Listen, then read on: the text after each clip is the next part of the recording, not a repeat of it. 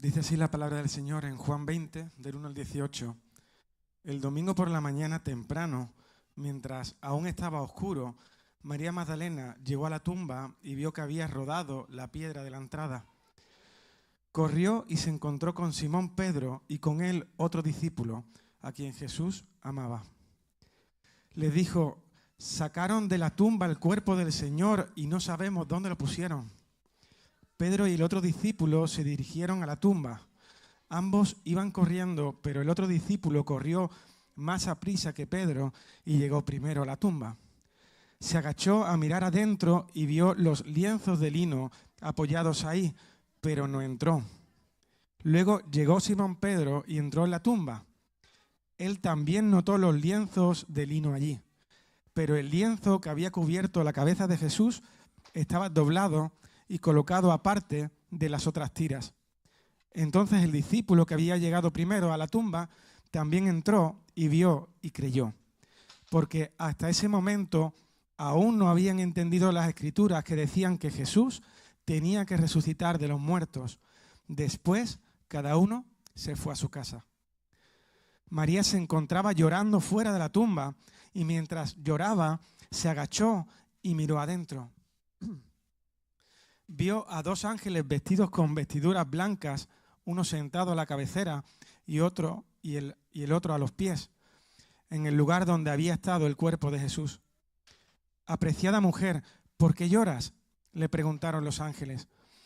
Porque se han llevado a mi Señor, contestó ella, y no sé dónde lo han puesto. Dio la vuelta para irse y vio a alguien que estaba de pie allí. Era Jesús, pero ella no lo reconoció. Apreciada mujer, ¿por qué lloras?, le preguntó Jesús. ¿A quién buscas? Ella pensó que era el jardinero y le dijo: Señor, si usted se lo ha llevado, dígame dónde lo puso y yo iré a buscarlo. María, María, dijo Jesús.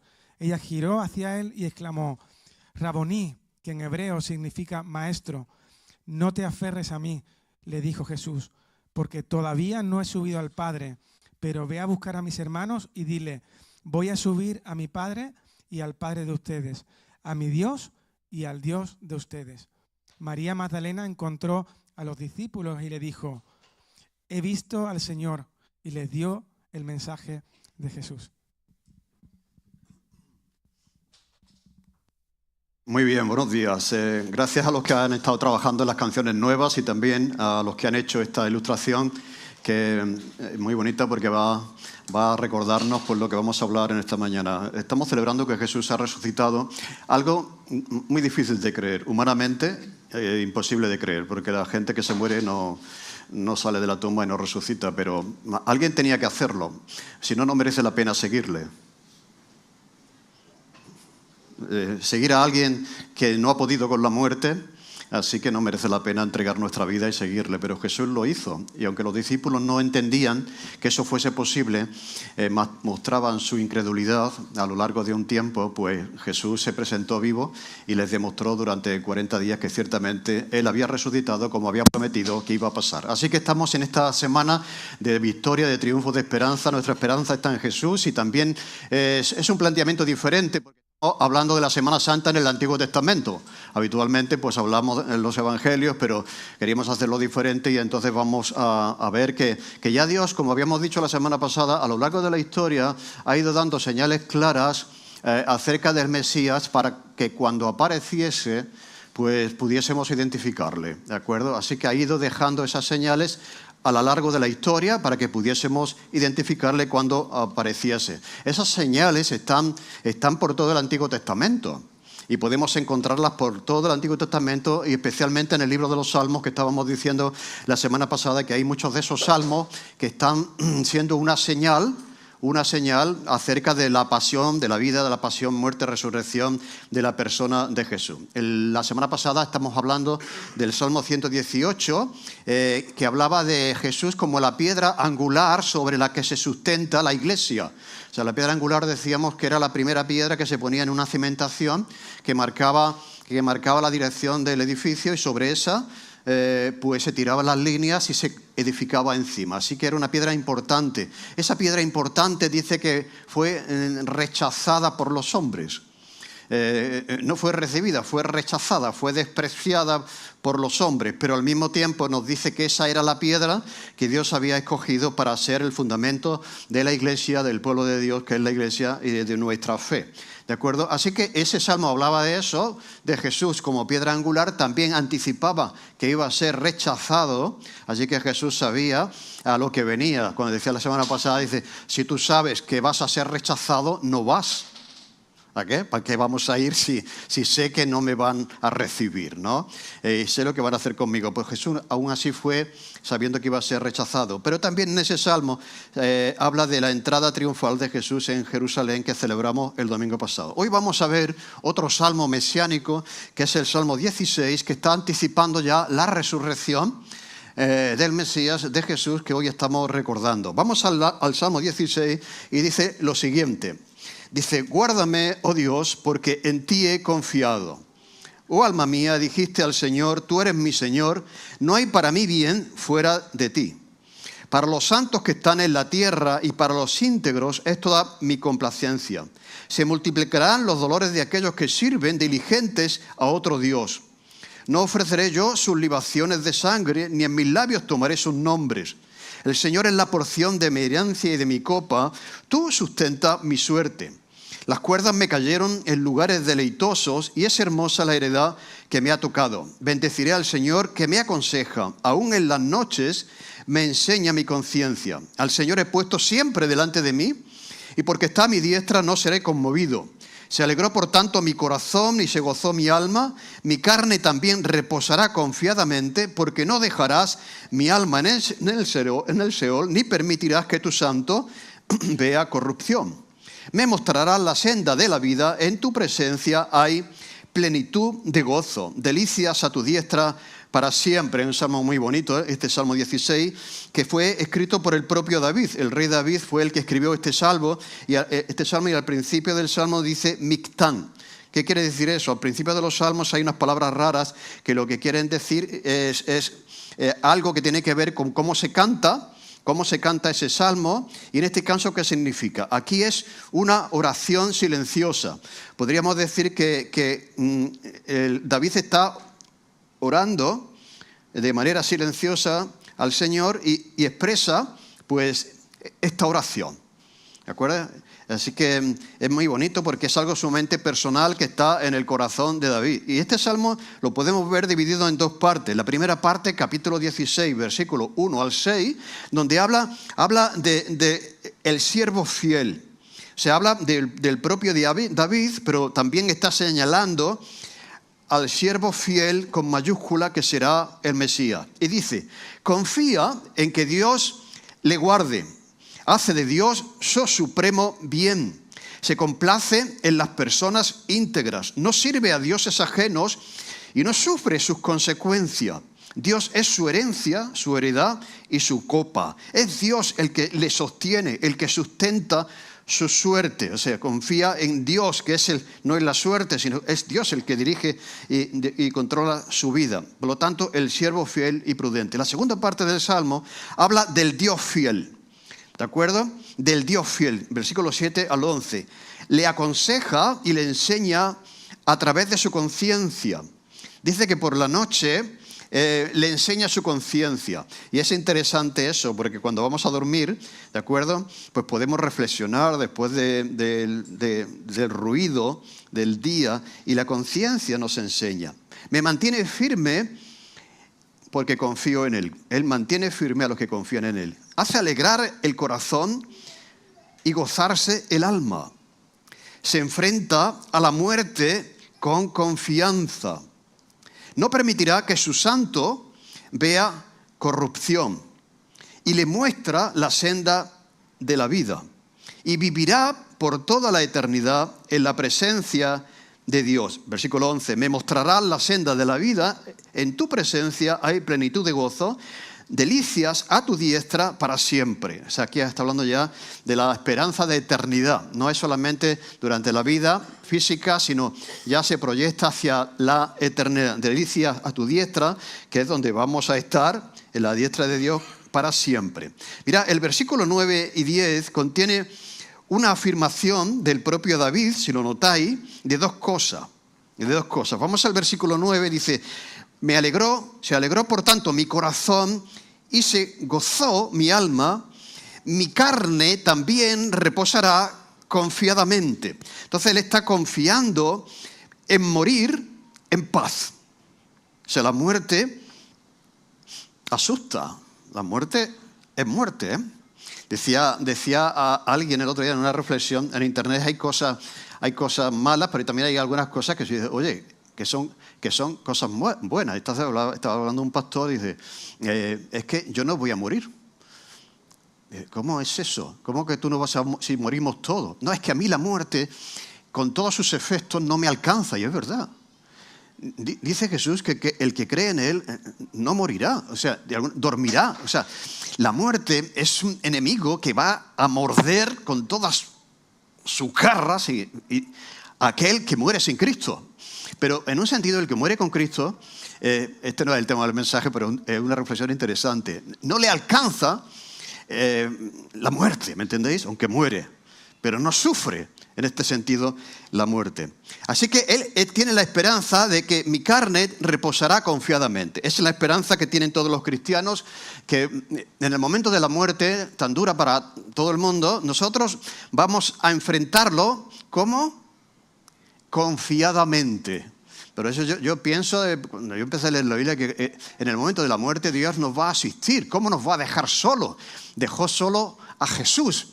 Dios mío, me ha desamparado. Pero dejó solo a su Hijo para que tú no estés solo en el trance, en el momento de la muerte. Por eso no experimentarás la muerte, aunque morirás y moriremos, como la experimenta la gente que no tiene la esperanza en el Señor. Así que ese es su deseo, morir en paz. Y el segundo, morir confiado en la esperanza de que Dios no permitirá que su cuerpo se corrompa en la tumba. Dice, ni permitirás que tu santo vea corrupción.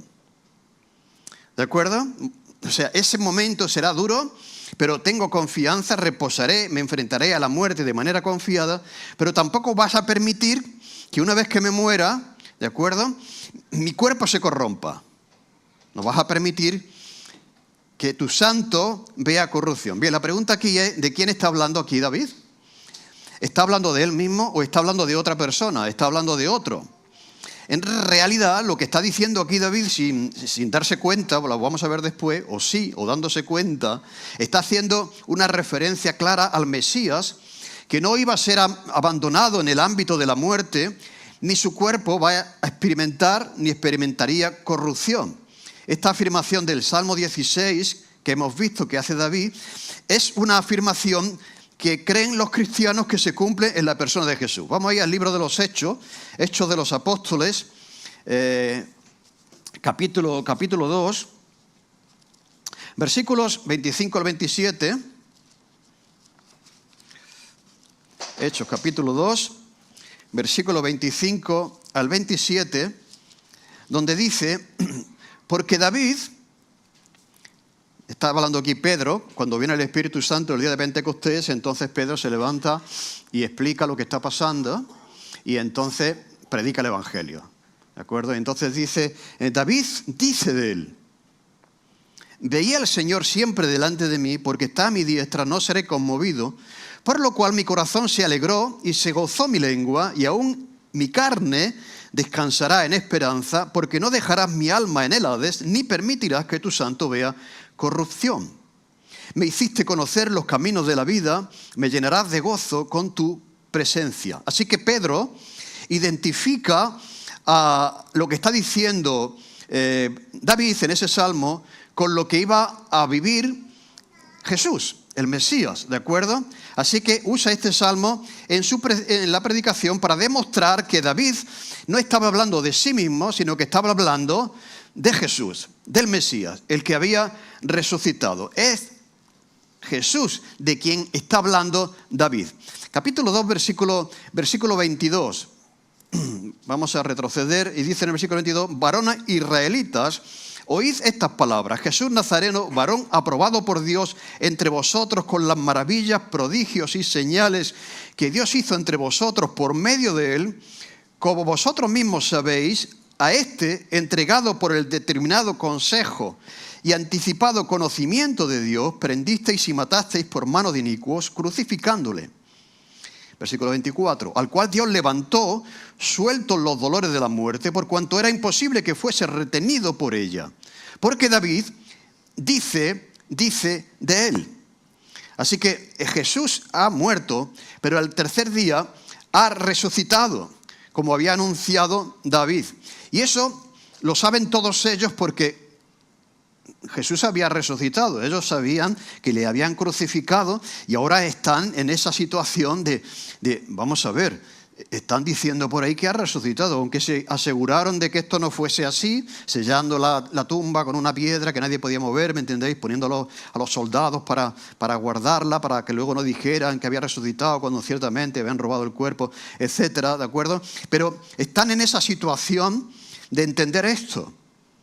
Y entonces le está diciendo él, Pedro, que conoce la Escritura, un hombre sencillo, humilde, un pescador, sin letras, conoce en profundidad la Escritura, conoce los Salmos. Y dice en el versículo 25, porque David dice de él. En el Salmo 16, David no está hablando de él, sino que está hablando del Mesías. Veía siempre al Señor delante de mí, está a mi diestra, no seré conmovido, por lo cual se alegró y se gozó mi lengua. Y mi carne descansará en esperanza, porque no dejarás mi alma en el Hades, ni permitirás que tu santo vea corrupción. Me hiciste conocer los caminos de la vida, me llenarás de gozo con tu presencia. Así que está haciendo referencia al salmo que hemos leído antes, el versículo 8, mi carne reposará confiadamente, no dejarás mi alma en el Seol, ni permitirás que tu santo vea corrupción. Y lo que está argumentando, lo que está haciendo, es lo siguiente. Cuando Pedro está hablando de David, varones hermanos, se os puede decir libremente, versículo 29 del libro de los Hechos, varones hermanos, después de haber leído lo del Salmo 16, se os puede decir libremente del patriarca David que murió, ¿y qué?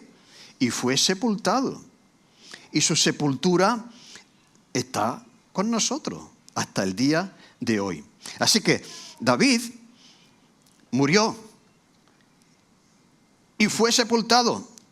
Y sabemos dónde está. Lo que está diciendo él, este pasaje del Salmo 16 no puede referirse solamente a David, aunque él proyecta también una esperanza de resurrección. ¿De acuerdo? Y de vida eterna. Pero al mismo tiempo, y fundamentalmente, por lo que la interpretación que hace Pedro, está hablando del Mesías, no está hablando de David. No puede referirse a David, porque David no resucitó de la tumba.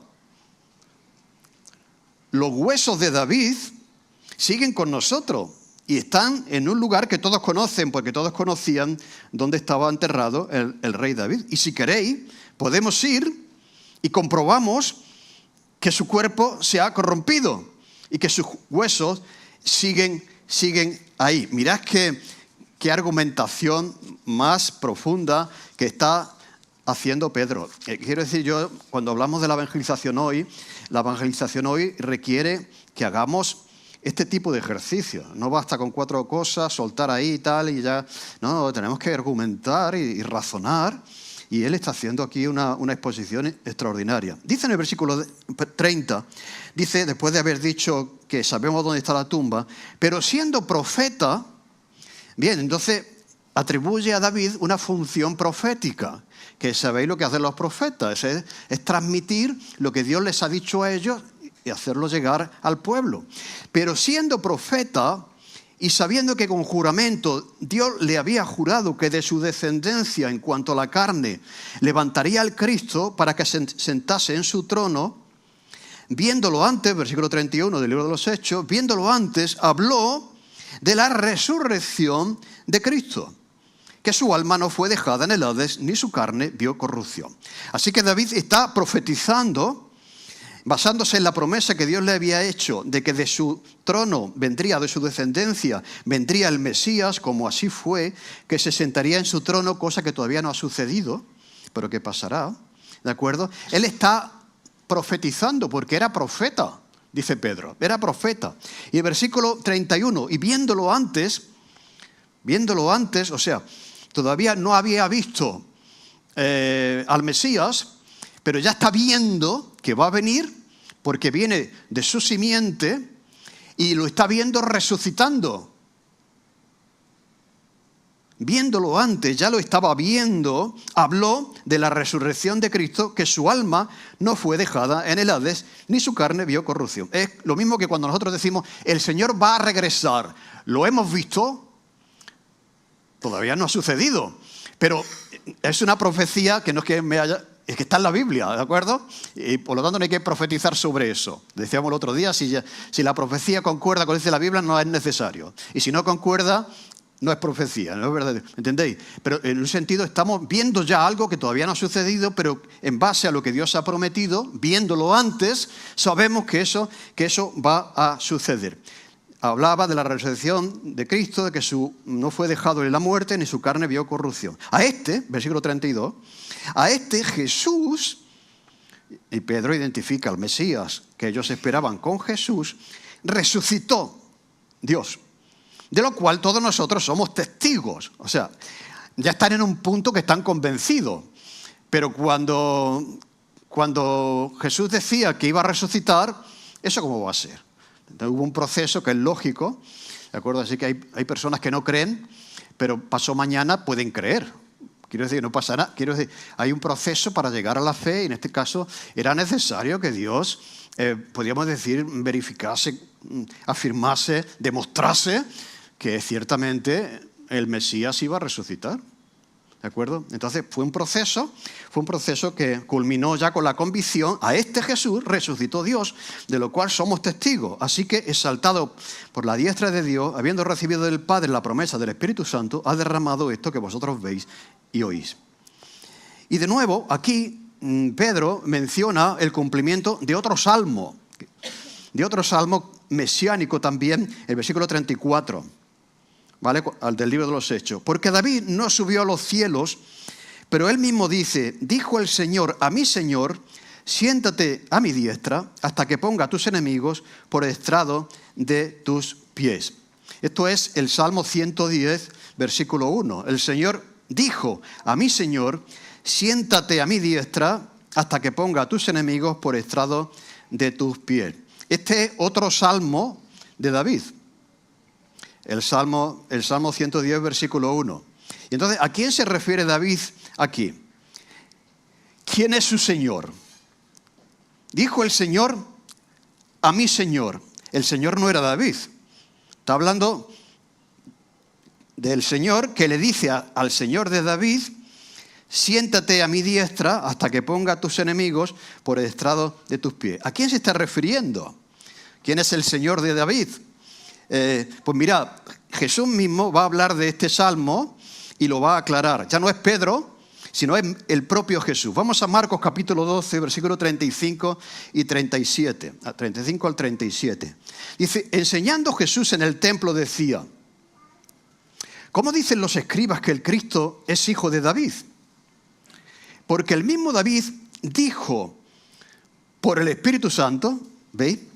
El mismo Señor ahora atribuye a David también un acto profético, ¿de acuerdo? Y el Espíritu Santo estaba inspirando esto. O sea, David lo dijo, pero era porque el Espíritu Santo lo dijo a través de él, ¿de acuerdo? El mismo Jesús lo dice, dijo por el Espíritu Santo.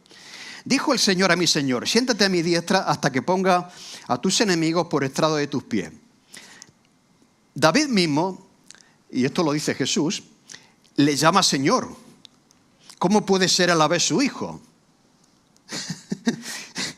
y entonces los dejaba, podríamos decir, descolocados, ¿no? Los dejaba descolocados. Y esa gran multitud del pueblo le oía y de buena gana, porque, vamos, les dejaba impresionados de la manera en la que estaba demostrando que estaba ya escrito. Dios había dejado señales claras en el Antiguo Testamento y en los Salmos.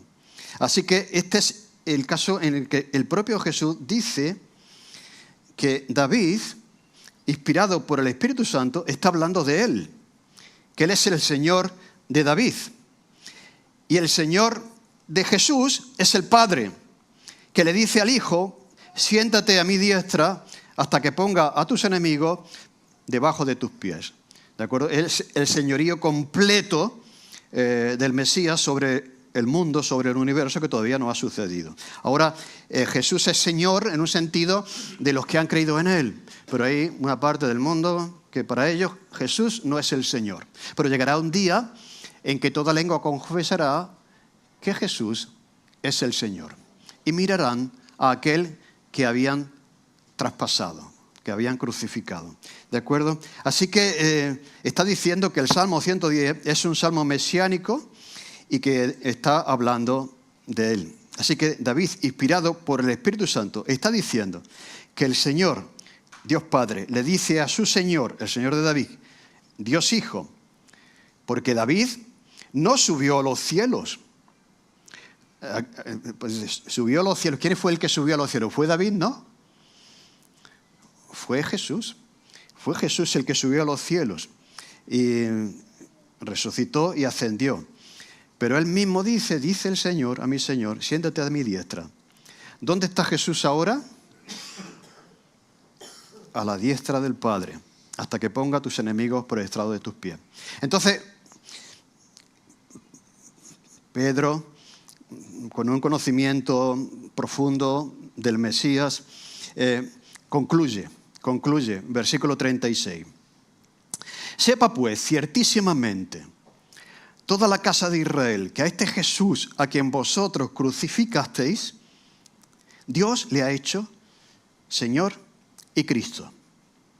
Y al oír esto, esta argumentación de Pedro fue tan potente, tan poderosa, utilizando las Escrituras, que cuando Pedro termina mencionando los salmos, señalando como señalaban, no a David, sino al propio Jesús, al Mesías, y dice que ese es el Señor, ese es el Mesías que esperaban. Es tan fuerte esa argumentación porque dice, sepa pues ciertísimamente. O sea, si miramos en el diccionario, hay palabras que no encontramos. Ciertísimamente es que es realmente cierto. En la Escritura se inventan palabras porque no existían palabras para afirmar algo. Entonces, Pablo lo hace con frecuencia. Pablo utiliza palabras que tú lo miras en el diccionario de aquel tiempo y no lo encuentras. ¿Entendéis? Pero es porque era tan grande la visión que él tiene de Dios, y en Efesios aparece la sobreeminencia de Dios, que no tiene palabras y tiene que inventarse una. Pues sepa ciertísimamente, esto es cierto, esto es seguro, ¿de acuerdo? Toda la casa de Israel, que este es el Señor, y vosotros le habéis crucificado.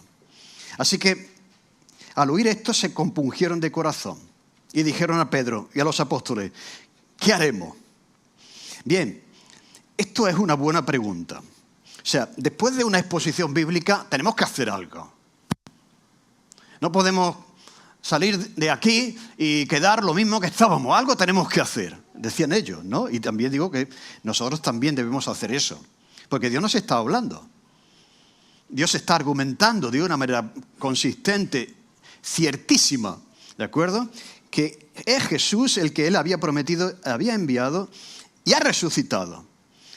Así que si las señales son claras y aparecen por toda la Escritura y esas señales se cumplen en Jesús, si Él ha resucitado, como David había profetizado,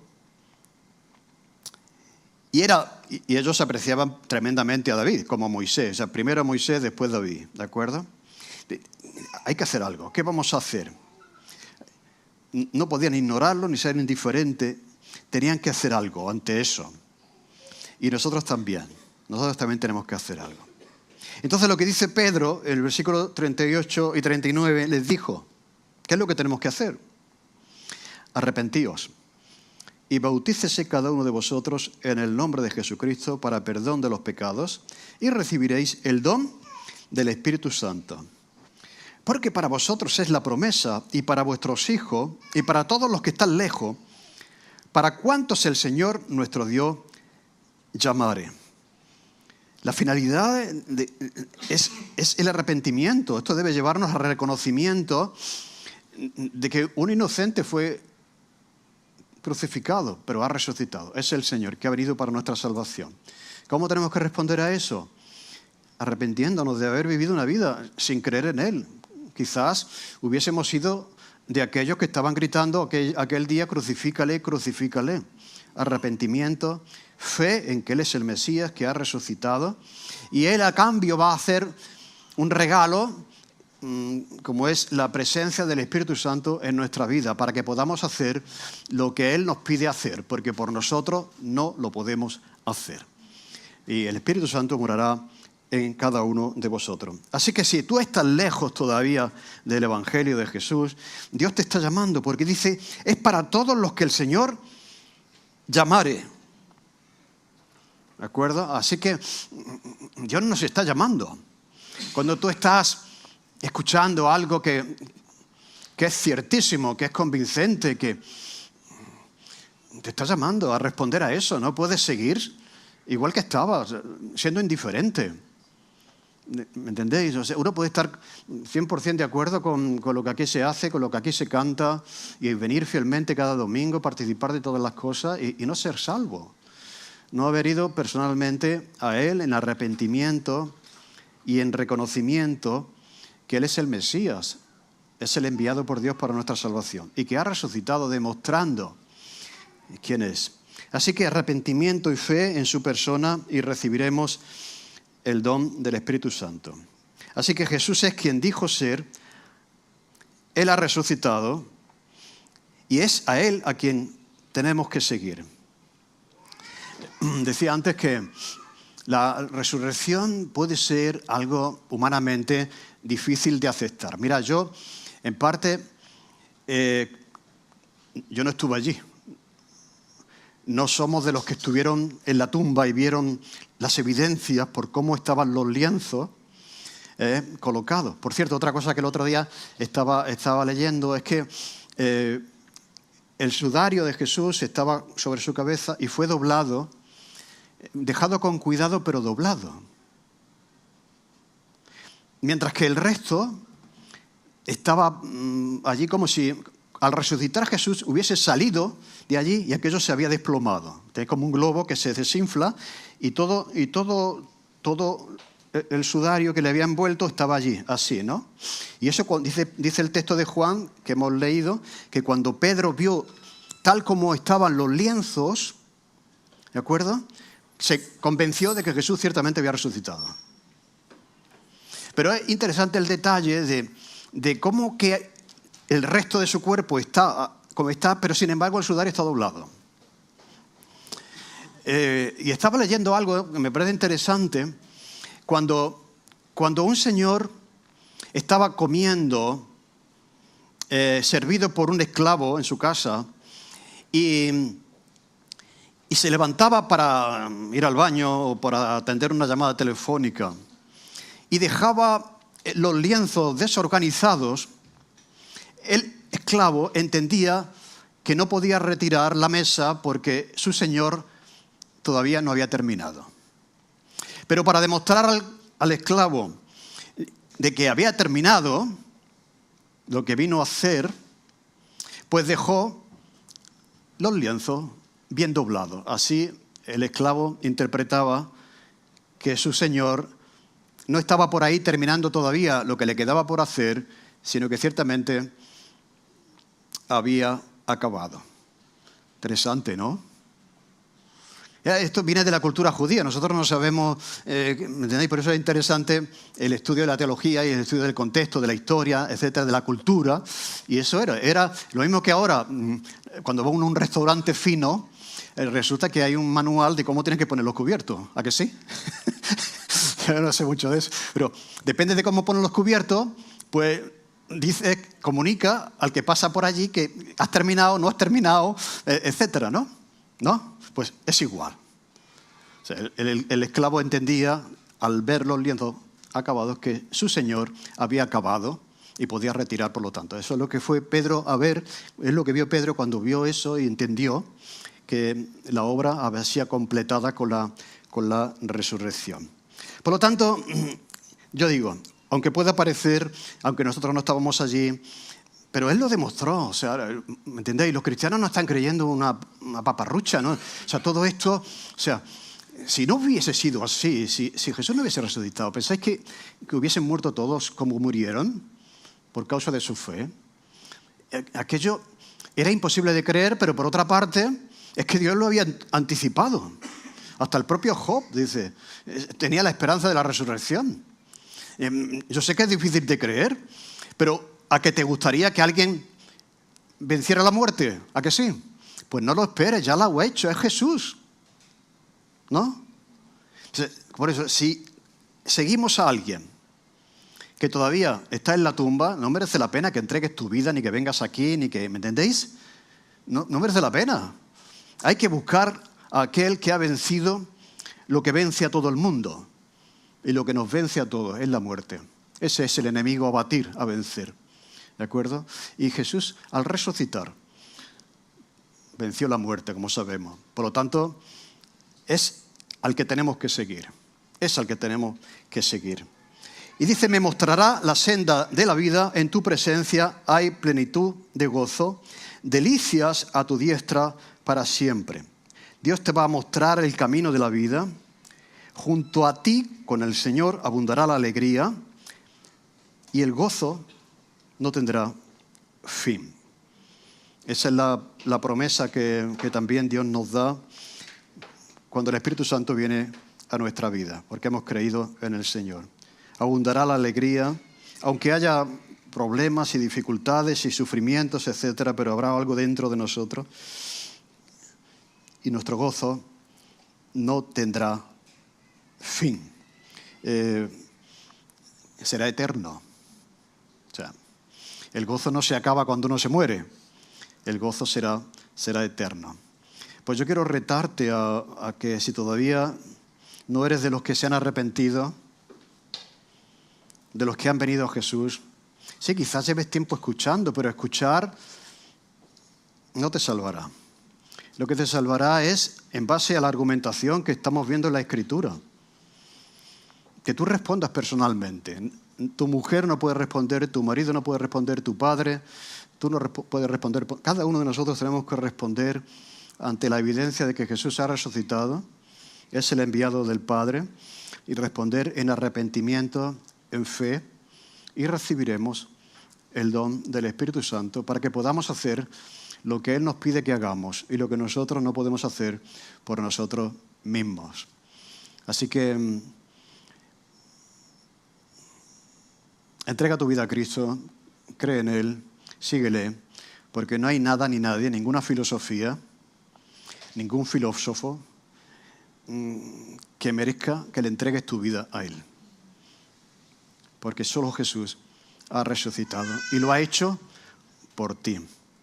Así que te animo a que des ese paso. Y después que te bautice, hemos anunciado que próximamente vamos a tener bautismos y es un paso siguiente. Aquí lo vemos. En la iglesia primitiva era arrepentimiento, fe y la gente se bautizaba inmediatamente, ¿no? Ahora dejamos un poco de tiempo para que la persona entienda bien lo que está haciendo, pero es algo que un cristiano que ha nacido de nuevo tiene que hacer, ¿de acuerdo? Y es dar ese paso de obediencia al Señor, de bautizarse como Jesús nos lo manda. Pues, amén.